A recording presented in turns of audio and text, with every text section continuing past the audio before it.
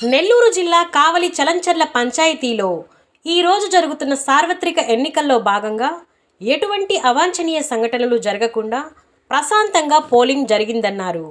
రాష్ట్రంలో ఎన్నికలు జరగనున్న ఈ నేపథ్యంలో టీడీపీని చిత్తుగా ఓడిస్తామని తెలిపారు. ఈ కార్యక్రమంలో YCP Srisailam board member Kethireddy Jagadish Reddy మాట్లాడుతూ జగన్మోహన్ రెడ్డి సంక్షేమ మరియు అభివృద్ధి కార్యక్రమాల వల్లే 175, వై నాట్ 25 వైసీపీకి వస్తాయని ఆయన చెప్పారు. ఈ కార్యక్రమంలో వైసీపీ నాయకులు తదితరులు పాల్గొన్నారు.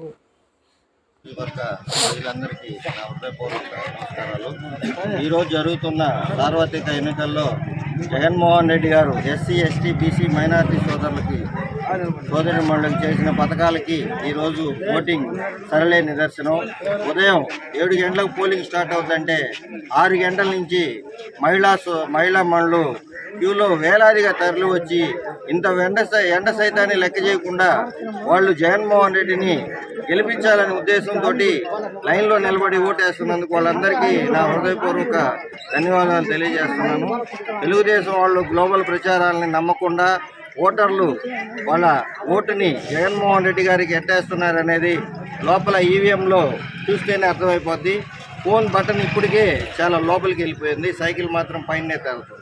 ఎందుకంటే ఓటింగ్ ఎక్కువ పడిన బటన్ లోపలికి వెళ్తుంది, తక్కువ పడిన బటన్ పైకి ఉంటుంది.